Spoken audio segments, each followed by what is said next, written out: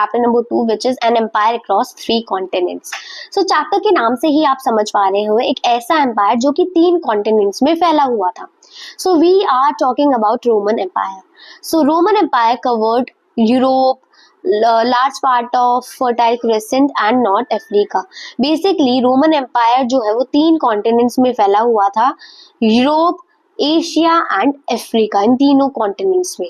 ठीक है, 2 एम्पायर्स थे बेसिकली, एक था Roman empire and the other was Iranian empire and they both ruled over most of the Europe, north Africa and middle east Asia.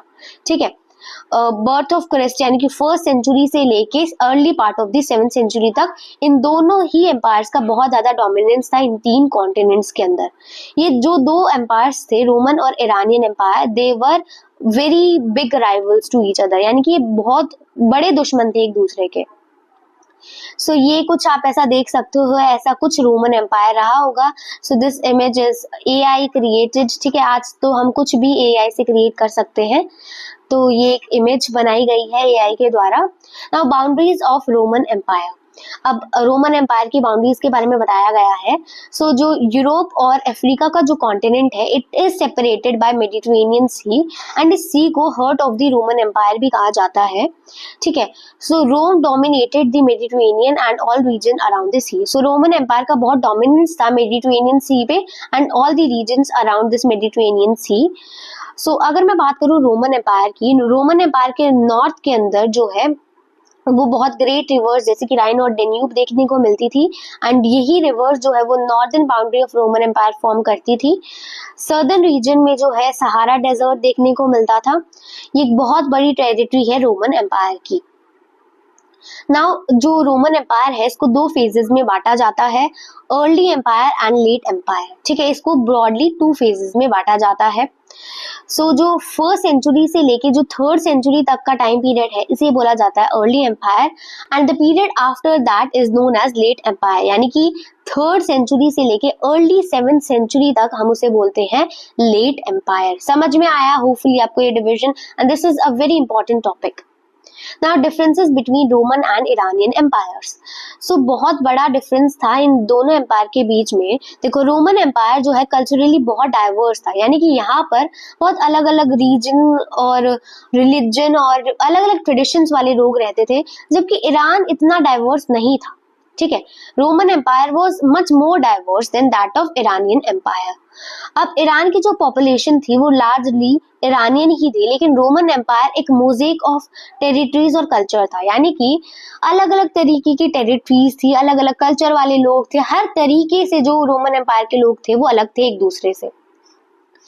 बस एक common system of administration और government की वजह से वो लोग जो है इकट्ठा एक एम्पायर फॉर्म कर रहे थे which is known as Roman empire. ठीक है, बहुत सारी लैंग्वेजेस बोली जाती थी रोमन एम्पायर में। लैटिन और ग्रीक इन 2 लैंग्वेजेस का यूज किया जाता था ऑफिशियल पर्पसेस के लिए, एडमिनिस्ट्रेशन के लिए। सो रोमन एम्पायर के अंदर जो भी रहता था वो एक रूलर का, एक एम्परर का सब्जेक्ट होता था, यानी कि सब्जेक्ट यानी कि प्रजा। ठीक है, so all the people living in that Roman Empire were the subjects of that common emperor। एक ही emperor के प्रजा थे सभी लोग, चाहे वो किसी भी रीजन में रह रहा हो वो पर्सन, चाहे वो किसी भी भाषा को बोल रहा हो, वो उस emperor की प्रजा का हिस्सा है। Now let's talk about the 3 main players। Basically 3 main players थे रोमन एम्पायर के अंदर। The regime established by, देखो सबसे पहले अगस्टस जो थे वो राजा बनते हैं रोमन एम्पायर के एंड उन्होंने एक रिजीम स्टार्ट करी जिसे प्रिंसिपेट कहा जाता है। वो पहले एम्परर थे रोमन एम्पायर के, वो इकलौते रूलर थे, बट फिर भी उन्होंने अपने आप को रूलर ना कह के उन्होंने आपको प्रिंसिप कहा। प्रिंसिप का क्या मतलब होता है? लीडिंग सिटीजन, एंड इसी रिजीम को जो है प्रिंसिपेट कहा जाता है। वो रूलर थे, लेकिन उन्होंने अपनी प्रजा को बोला कि मैं एक लीडिंग सिटीजन हूँ, मैं कोई राजा नहीं हूँ, जबकि उनके पास सारी पावर थी। He was the soul authority of the power. फिर भी उन्होंने प्रजा को ये कहा कि I am the leading citizen, मैं सबको राह दिखा रहा हूँ, मैं कोई राजा नहीं हूँ, मैं तुम पे कंट्रोल नहीं कर रहा। ठीक है, सिर्फ प्रजा का सपोर्ट पाने के लिए। सीनेट वॉज अनदर बॉडी जो कि रोम में बहुत सेंचुरी से चली आ रही थी। ये बॉडी जो है रोम को पहले कंट्रोल करती थी जब रोम एक रिपब्लिक था। ठीक है, इस बॉडी के अंदर एरिस्टोक्रेसी थे, सारे रिच लोग, सारे लैंड ओनर्स इस बॉडी का पार्ट थे। अब एम्परर और सीनेट के बाद में अनदर की institution of the imperial rule was army. ठीक है, army was the third main player.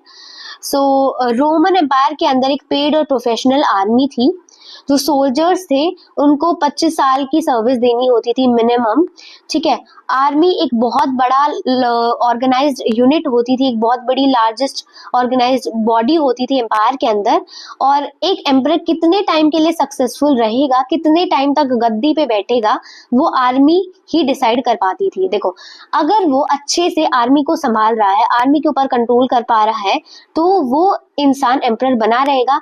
अगर वो आर्मी का सपोर्ट लूज कर देता है तो वो एम्परर भी नहीं रहेगा। ठीक है, समझ में आया? सो जब आर्मीज बट जाती थी तो उससे सिविल वॉर भी हो जाता था। सो जो एम्परर, एरिस्टोक्रेसी और जो आर्मी, एरिस्टोक्रेसी यानी कि सीनेट, ये तीन जो थे ये मेन प्लेयर्स थे रोमन एम्पायर की पॉलिटिकल हिस्ट्री के अंदर। समझ में आया? अब इसके ऊपर भी क्वेश्चन आ सकता है, write a brief note on the three main players of Roman history. So this is another important question, so please pay a huge attention on this topic. So जो अगस्टिन एज है, यानी कि जो Augustine का जो time period था जब Augustus ने रूल किया, इस टाइम पीरियड को पीस के लिए जाना जाता है, यानी कि एक बहुत शांति भरा टाइम था। एंड अगस्टस ने अपने बाद टिबेरियस को, जो उनके अडॉप्टेड सन थे, उनको अपने सक्सेसर के रूप में चुना। ठीक है, सो इस टाइम पे एम्पायर बहुत ज्यादा बड़ा था, सो फर्दर एक्सपेंशन जो है टिबेरियस ने नहीं किया। ठीक है, यानी कि फर्दर टेरिटरीज को अपने अंडर नहीं लिया टिबेरियस ने, क्योंकि एम्पायर पहले से ही इतना बड़ा था और किसी चीज को अपने कंट्रोल में लाने की जरूरत ही नहीं पड़ी। अब हम एडमिनिस्ट्रेशन की बात करते हैं। सो जो सारी टेरिटरीज थी एम्पायर की, दे वर ऑर्गेनाइज्ड इनटू प्रोविंसेस एंड हर एक जगह से, हर एक प्रोविंस से टैक्स लिया जाता था। ठीक है, अर्बनाइजेशन की वजह से ही एम्परर्स जो है वो कंट्रोल कर पा रहे थे, एडमिनिस्टर कर पा रहे थे अपनी टेरिटरीज को। सो जो बड़े बड़े अर्बन सेंटर्स थे जो कि मेडिटेरेनियन के शोर्स पे थे, यानी कि जो मेडिटेरेनियन के किनारों पे जो बड़े बड़े शहर बसे हुए थे, they were the very important bedrock. ये बहुत इंपॉर्टेंट फीचर्स थे इंपीरियल सिस्टम के, यानी कि कहीं ना कहीं इन्हीं बड़े बड़े शहरों के वजह से इतना अच्छा एडमिनिस्ट्रेशन हो पा रहा था। जैसे कि कार्थरेज, अलेक्जेंड्रिया, एंटियोक, ये कुछ बड़े बड़े शहर थे। ठीक है, ये कुछ बहुत बड़े शहर थे एंड इन्हीं के वजह से, इन सिटीज के वजह से ही गवर्नमेंट जो है टैक्स कलेक्ट कर पा रही थी गांव से भी। यानी कि ये जो बड़े शहर थे ये सिर्फ शहरों से ही टैक्स नहीं कलेक्ट करते थे, बल्कि जो इनके आसपास जो गांव बने हुए हैं वहां से भी टैक्स कलेक्ट करने का काम यहाँ के लोग करते थे। सो जो प्रोविंशियल अपर क्लास होती थी, यानी कि जो इन प्रोविंसेस में जो अपर क्लास वाले लोग रहते थे, ये अपनी तरफ से लोग देते थे। वो जो लोग थे वो इन प्रोविंसेस को गवर्न करते थे, आर्मीज को कमांड करते थे। ठीक है, तो ये जो अपर क्लास के कुछ लोग थे अब ये बहुत ज्यादा डोमिनेटिंग हो गए थे। ठीक है, सो अब ये जो न्यू एलीट थे ये एडमिनिस्ट्रेटर्स बन गए, ये मिलिट्री कमांडर्स बन गए थे। ठीक है, सो अब ये बहुत ज्यादा पावरफुल हो गए थे। ये सीनेटोरियल क्लास में सिर्फ एरिस्टोक्रेसी थे, लेकिन ये जो प्रोविंसेस के अंदर जो ये एलीट क्लास थी अब ये सीनेट से ज्यादा पावरफुल हो गई थी। ठीक है, अब इनके पास एम्परर्स का भी सपोर्ट होता था कि इनके पास भाई ये जो एलीट्स होते थे जो कि अब प्रोविंशियल एडमिनिस्ट्रेशन को संभालते थे, जो टैक्सेशन का काम करते थे, अब एम्परर्स भी इन्हें सपोर्ट करते थे and now they became more powerful than senate. So emperor Gallienus जो थे उन्होंने क्या किया, उन्होंने कंसोलिडेशन ऑफ पावर किया। किसका भाई? सीनेट का। यानी कि अब जो एम्परर गैलिनियस थे इन्होंने सीनेट की पावर को कम कर दिया। कैसे भाई? इन्होंने बोला कि जो सीनेट थे अब वो मिलिट्री कमांड के अंदर कोई भी रोल प्ले नहीं करेगी। इसका क्या मतलब है कि सीनेट बैकग्राउंड वाले लोग जो है वो मिलिट्री के अंदर शामिल नहीं हो सकते, मिलिट्री कमांडर्स नहीं बन सकते। ठीक है, तो ऐसे सीनेट की पावर कम हो गई। So a city in the Roman sense was urban centre. So अब बताया गया है रोमन एम्पायर में सिटीज कैसी होती थी। सो रोमन एम्पायर के अंदर एक अर्बन सेंटर, एक शहर जो है वो कैसा होता था। हर एक शहर के पास उसका खुद का मजिस्ट्रेट होता था, एक सिटी काउंसिल होती थी, एक टेरिटरी होती थी जिसके अंदर कुछ गांव भी आते थे जहां से जो टैक्स वगैरह है सब कुछ लिया जाता था। यानी कि एक प्रोविंस की बाउंड्री के अंदर, टेरिटरी के अंदर कुछ गांव भी आते थे उसकी जुरिस्डिक्शन में। समझ में आया? ठीक है। सो सिटी में रहने का बहुत फायदा होता था। सो मैंने आपको मेसोपोटामिया वाले चैप्टर में भी बताया कि सिटीज के अंदर रहने से बहुत फैसिलिटीज मिल जाती है, जैसे कि फूड सप्लाई बेटर होता है। ठीक है। विलेजेस के अंदर जो है फूड की कमी हो जाती है फेमाइन्स के टाइम पे, शॉर्टेजेस के टाइम पे, लेकिन ऐसा कुछ सिटीज के अंदर देखने को नहीं मिलता क्योंकि जगह जगह से फूड आता रहता है सिटीज के अंदर। पब्लिक बाथ्स देखने को मिलती है। अर्बन अर्बन लाइफ के अंदर जो है पब्लिक बात भी लोग जो है एंजॉय करते थे। जो अर्बन पॉपुलेशन होती थी वो बहुत ज्यादा एंटरटेनमेंट पसंद करती थी, यानी कि बहुत अलग अलग सोर्स ऑफ एंटरटेनमेंट भी अब इंट्रोड्यूस होने लग गया था रोमन सिटीज के अंदर, जैसे कि पब्लिक बात और दूसरे एम्पी थिएटर के अंदर भी बहुत शोज वगैरह होते थे। तो ये सब कुछ भी अब देखने को मिलता था।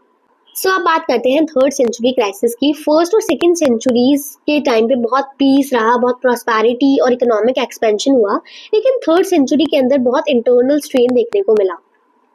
अब इस टाइम पे ईरान में एक नई डायनेस्टी आ गई थी जिसे ससानियंस कहा जाता है 225 सीई के दौरान।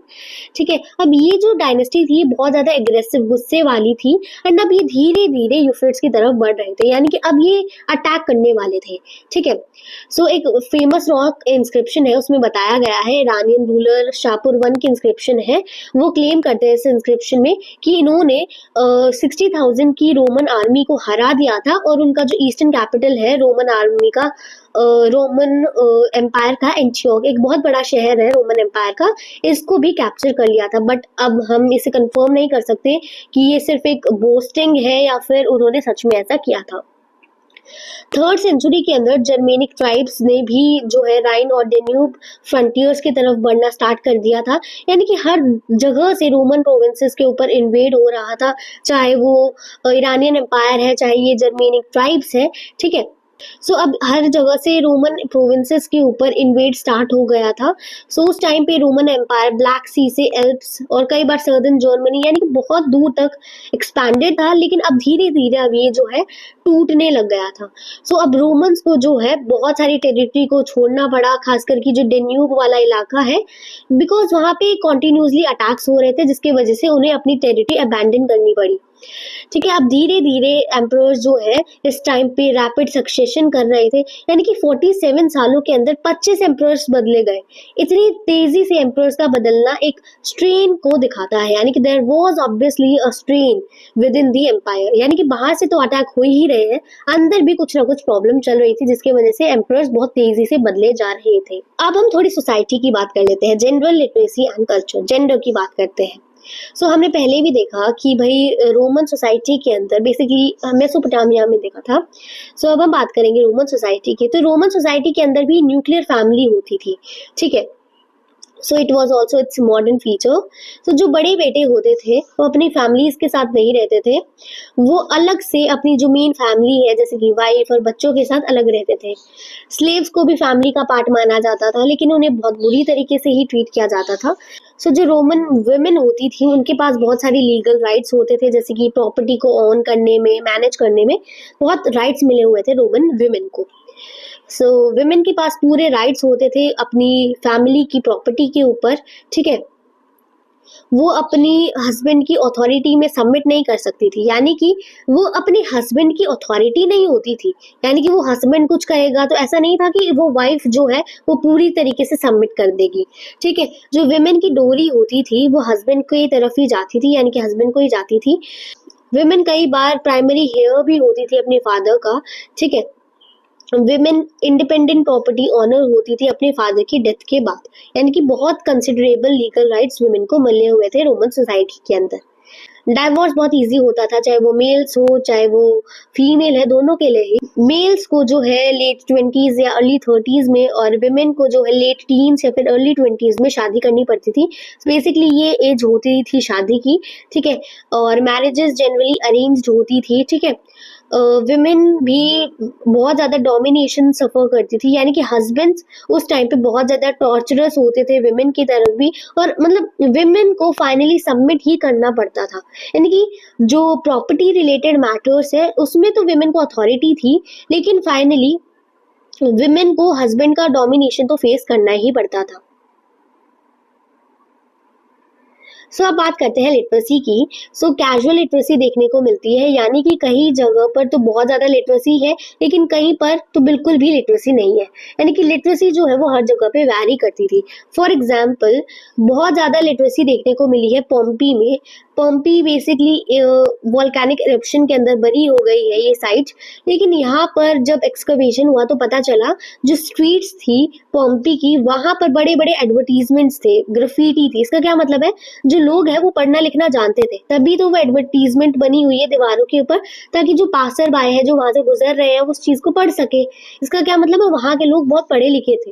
लेकिन वहीं इजिप्ट के अंदर बहुत ज्यादा पढ़ाई नहीं देखने को मिली है, इतनी ज्यादा लिटरेसी नहीं देखने को मिली है, क्योंकि ज्यादातर जो डॉक्यूमेंट्स होते थे, जो कॉन्ट्रैक्ट्स वगैरह होते थे, वो किसी प्रोफेशनल स्क्राइब से बनवाने पड़ते थे, यानी कि लोगों को पढ़ना लिखना इतना नहीं आता था। लेकिन वही वो जो लिटरेसी थी वो सोल्जर्स, आर्मी ऑफिसर्स और एस्टेट मैनेजर्स के अंदर ज्यादा देखने को मिलती है, यानी कि वैरिड रेट ऑफ लिटरेसी देखने को मिलता है। कहीं पर तो लोग बहुत ज्यादा पढ़े लिखे थे, कहीं पर बहुत ज्यादा कम पढ़े लिखे थे। कुछ कैटेगरीज थी जो बहुत पढ़ी लिखी थी, लेकिन कुछ कैटेगरीज ऐसी थी जिनको बिल्कुल भी पढ़ना लिखना नहीं आता था। समझ में आया? अब बात करते हैं कल्चरल डाइवर्सिटी की। मैंने आपको पहले भी बताया था कि there was a huge amount of diversity within the Roman empire. बहुत ज़्यादा कल्चरल डाइवर्सिटी थी जो कि अलग अलग तरीके से देखने को मिलती है। ठीक है, बहुत ज़्यादा डाइवर्सिटी थी। रिलीजियस कल्ट्स देखने को मिलते थे, अलग अलग लोकल डिटीज थे, बहुत सारी लैंग्वेजेस बोली जाती थी, अलग अलग स्टाइल ऑफ ड्रेस होता था, अलग अलग कॉस्ट्यूम लोग पहनते थे, अलग अलग तरीके का खाना खाते थे। इवन सोशल ऑर्गेनाइजेशन भी बहुत अलग थी, कुछ लोग ट्राइबल थे, कुछ नॉन ट्राइबल लोग थे। ठीक है, पैटर्न ऑफ सेटलमेंट के अंदर भी चेंजेस थे, डाइवर्सिटीज थी, यानी कि हर तरीके से रोमन एम्पायर के लोग अलग थे एक दूसरे से। रोमन एम्पायर के अंदर बहुत सारी भाषाएं बोली जाती थी, जैसे कि अरेमिक, कॉप्टिक, प्यूनिक, बर्बर, सेल्टिक, अलग अलग लैंग्वेजेस। ठीक है, यानी कि बहुत सारे लिंग्विस्टिक कल्चर्स देखने को मिलते थे। लेकिन ये जो भाषाएं थी ये प्योरली ऑरल थी, यानी कि सिर्फ ये बोली जाती थी, सारी भाषाओं की स्क्रिप्ट नहीं होती थी, सभी भाषाओं को लिखा नहीं जाता था। ठीक है, बाद में चल के ही इनके लिए जो स्क्रिप्ट थी वो इन्वेंट की गई थी। फॉर एग्जाम्पल, जो आर्मेनियन लैंग्वेज है वो बाद में लिखी जाने लग गई थी। ठीक है, 5th सेंचुरी के अराउंड हम कह सकते हैं। अब बात करते हैं इकोनॉमिक एक्सपेंशन की। जो एम्पायर था वो बहुत अच्छा इकोनॉमिक इंफ्रास्ट्रक्चर होल्ड करता था, बहुत अच्छे अच्छे harbours, mines, quarries, brickyards, olive oil factories, ये सब कुछ था। वीट, वाइन, ऑलिव ऑयल, इन सभी चीजों को जो है कंज्यूम किया जाता था बड़ी बड़ी क्वांटिटीज में। ठीक है, इनका ट्रेड होता था। ये सारी चीजें जो है वो mainly Spain, Gallic provinces, North Africa, Egypt, Italy, इन सभी जगहों से आती थी। लिक्विड्स जैसे कि वाइन और ऑलिव ऑयल को स्पेशल कंटेनर्स के अंदर जो है ट्रांसपोर्ट किया जाता था, जिसे एम्फोरे कहा जाता था। बेसिकली जो स्पेनिश ऑलिव ऑयल था, it was a very big commercial enterprise, यानी कि बहुत ज्यादा इसका ट्रेड होता था। एंड इसका ट्रेड अपने पीक पे पहुंचा था 140 और 160 इस टाइम पीरियड में, 140 160 सी में। ठीक है, जो स्पेनिश ऑलिव ऑयल था, इसको एक स्पेशल कंटेनर जिसे हम ब्रसेल 20 कहते हैं उसके अंदर कैरी किया जाता था। ठीक है, जो एम्पायर था रोमन एम्पायर, इसके अंदर बहुत ज्यादा एक्सेप्शनल फर्टिलिटी देखने को मिलती थी। कुछ एरियाज बहुत ज्यादा फर्टाइल होते थे, जैसे कि Campania in Italy, Sicily, Fayum in Egypt, Galilee, Byzantium, ठीक है, सर्दन गोल, बेटिका। ठीक है, तो ये कुछ रीजन्स थे, बहुत ज्यादा डेंसली सेटल होते थे। ये कुछ वेल्थिएस्ट पार्ट होते थे एम्पायर के, यानी कि ये बहुत फर्टाइल होते थे, बहुत रिच थे ये। जो बेस्ट काइंड ऑफ वाइन होती थी वो कैंपनी से आती थी। कैंपेनिया, बेसिकली कैंपेनिया, सिसिली और बाइजेंशियम, इन 3 जगह से बेस्ट क्वालिटी ऑफ वाइन जो है एक्सपोर्ट की जाती थी। बहुत बड़ी बड़ी क्वांटिटीज में जो है वीट आता था रोम से। ऐसा नहीं है कि रोमन टेरिटरी के अंदर सारे ही रीजन्स बिल्कुल रिच थे, कुछ रीजन्स बहुत लेस डेवलप्ड थे जहाँ पर ट्रांसहिमांस भी होते थे, यानी कि जहाँ पर पेस्टोरलिज्म भी होता था। जैसे कि जो न्यूमीडिया का जो कंट्री साइड एरिया था, जिसे आज के टाइम पे हम अल्जीरिया के नाम से जानते हैं, सो यहाँ पर पेस्टोरल और सेमी नोमैडिक कम्युनिटीज रहती थी, जिनके एक स्पेशल शेप्ड हट्स होते थे जिसे मेपालिया कहा जाता था, इनके अंदर वो रहते थे। ठीक है, तो यहाँ पर बिल्कुल भी डेवलपमेंट नहीं था।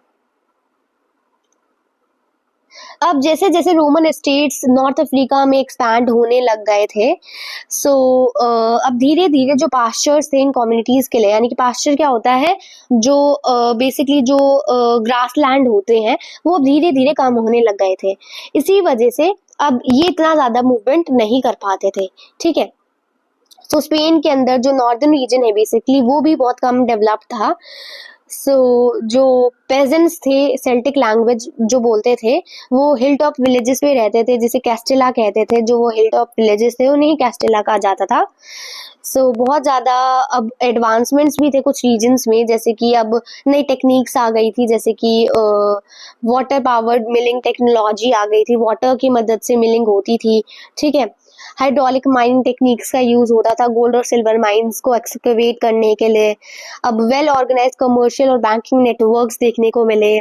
मनी का बहुत ज्यादा यूज होने लग गया था, जो कि रोमन एम्पायर की सोफिस्टिकेटेड इकोनॉमी को दिखाता है। यानी कि there were various developments as well as कुछ रीजन्स ऐसे भी थे जो बिल्कुल भी डेवलप नहीं थे, यानी कि हर एक चीज देखने को मिल रही थी।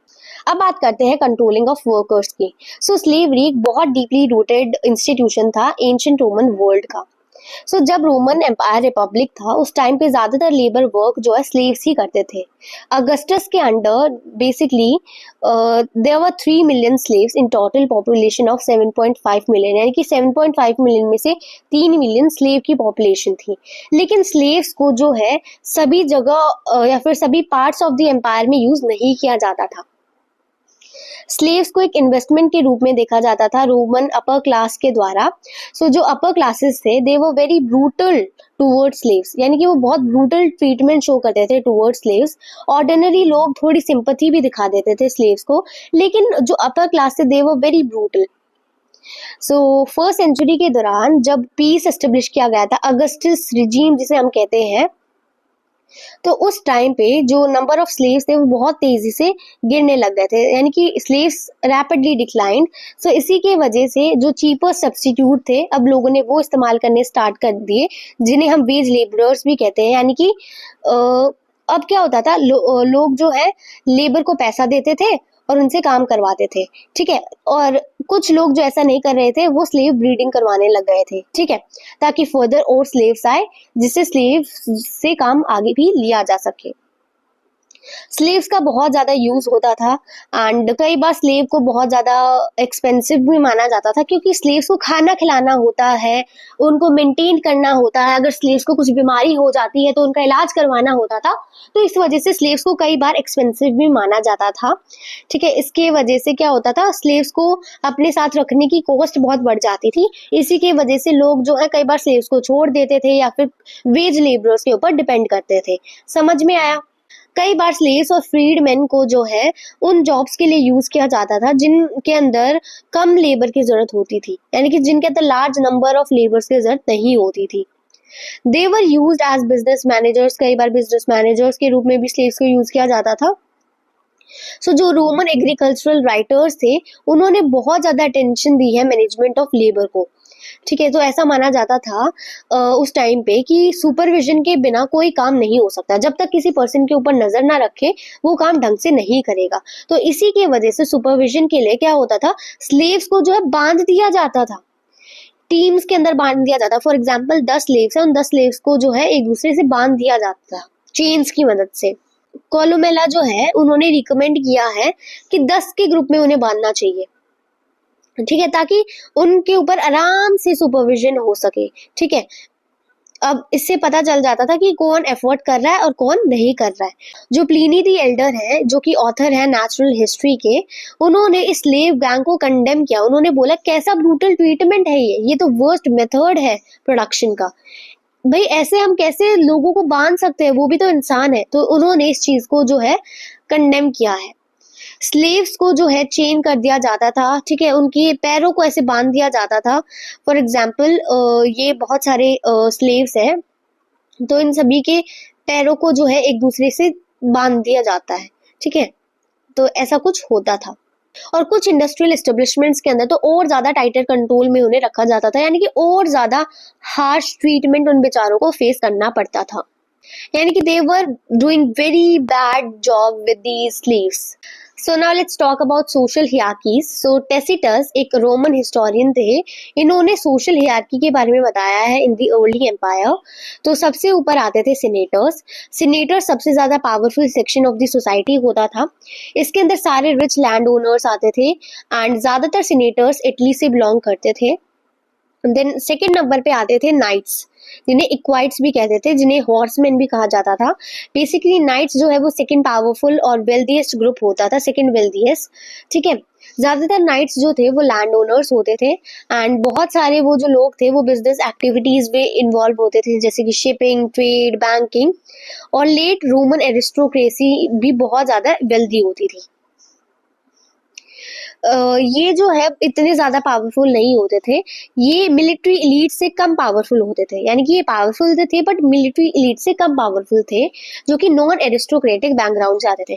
देखो क्या बताया गया है, मिलिट्री एलीट्स जो थे वो इतने ज्यादा पैसे वाले नहीं थे, लेकिन वो पावरफुल ज्यादा थे नाइट्स से। नाइट्स के पास पैसा ज्यादा था, मनी ज्यादा था, लेकिन पावर कम थी as compared to these military elites. समझ में आया? मिलिट्री इलीट्स के पास पैसा नहीं था लेकिन पावर थी, नाइट्स के पास पैसा था लेकिन पावर इतनी नहीं थी। समझ में आ गया? नाउ तीसरी पोजीशन पे आते थे middle class. So it consisted of the person in bureaucracy. अब इसके अंदर बहुत सारे लोग थे मिडिल क्लास के अंदर जो ब्यूरोक्रेसी के अंदर काम करते थे, आर्मी, प्रॉस्पेरस, मर्चेंट्स, फार्मर्स, ये सभी लोग जो है मिडिल क्लास में आते थे एंड ये जो है सीनेटोरियल हाउसेस के क्लाइंट्स के रूप में भी सर्व करते थे। ना ह्यूमिलॉर्स की बात करते हैं।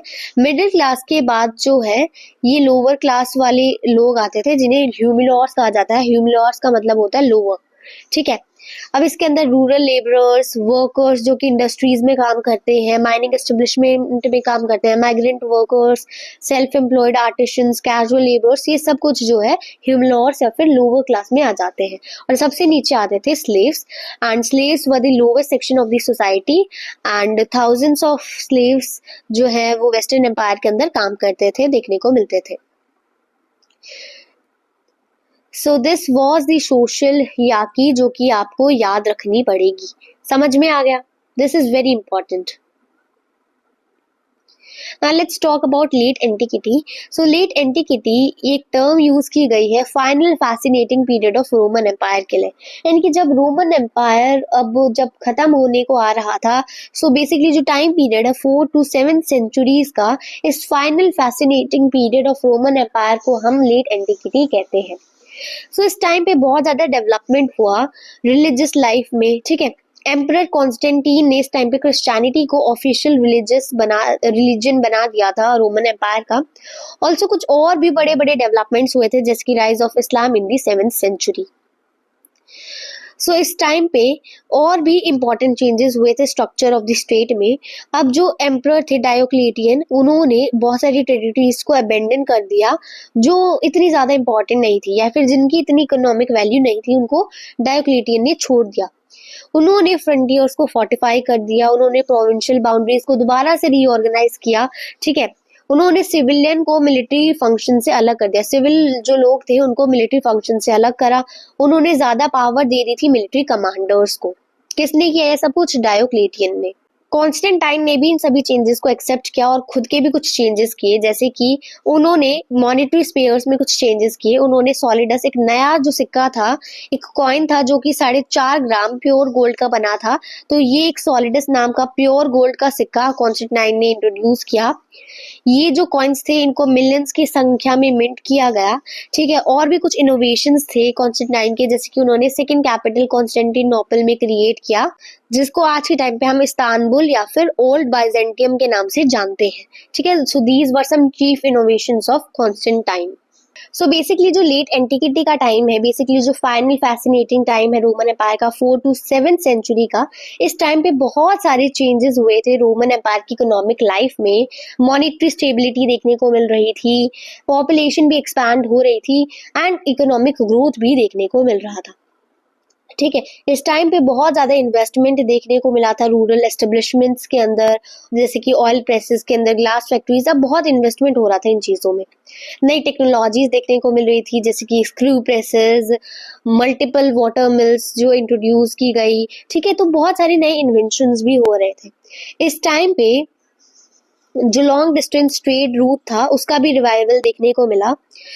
इन सभी चीज़ों की वजह से एक स्ट्रॉन्ग अर्बन प्रोस्पैरिटी देखने को मिली, यानी कि अब जो सिटीज़ थी वो बहुत ज़्यादा रिच हो गई थी।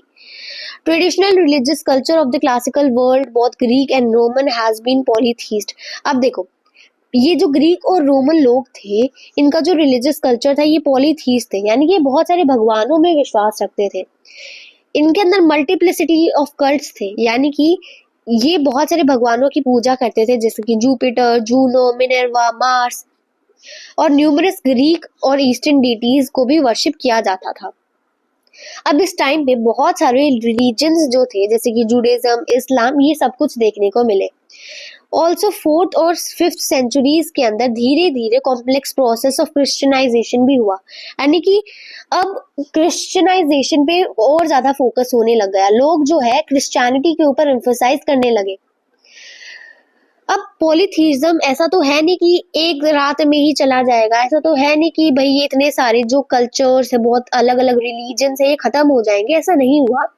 लेकिन 7th सेंचुरी में धीरे धीरे अब राइज ऑफ इस्लाम भी देखने को मिला यूरोप के अंदर, रोमन एम्पायर के अंदर बेसिकली। अब हम बात करेंगे रोमन एम्पायर के डिक्लाइन की। अभी हमने इस पैराग्राफ में क्या देखा, एक बार दोबारा रिपीट कर देती हूँ कि देखो पहले क्या हो रहा था रोमन एम्पायर में। अर्ली रोमन एम्पायर की अगर मैं बात करूँ तो उस टाइम पे जो लोग थे वो पॉलीथीस्ट थे, यानी कि लोग अलग अलग भगवानों में बिलीव करते थे, अलग अलग रिलीजन्स में बिलीव करते थे। लेकिन अब क्रिश्चियनिटी के ऊपर ज्यादा फोकस होने लग गया, और बाद में एक ऐसा टाइम आया जब इस्लाम के ऊपर ज्यादा फोकस होने लग गया। पहले क्या था, पहली थी पॉलीथीस्ट पॉपुलेशन, बाद में क्रिश्चियनाइजेशन एंड लेटर ऑन इस्लाम का राइज। ये 3 मेन पॉइंट है रिलीजन के बेसिस पे। अब बात करते हैं डिक्लाइन ऑफ रोमन एम्पायर की। This is one of the most important and last topic of this chapter. अब देखो रोमन एम्पायर का डिक्लाइन कैसे हुआ।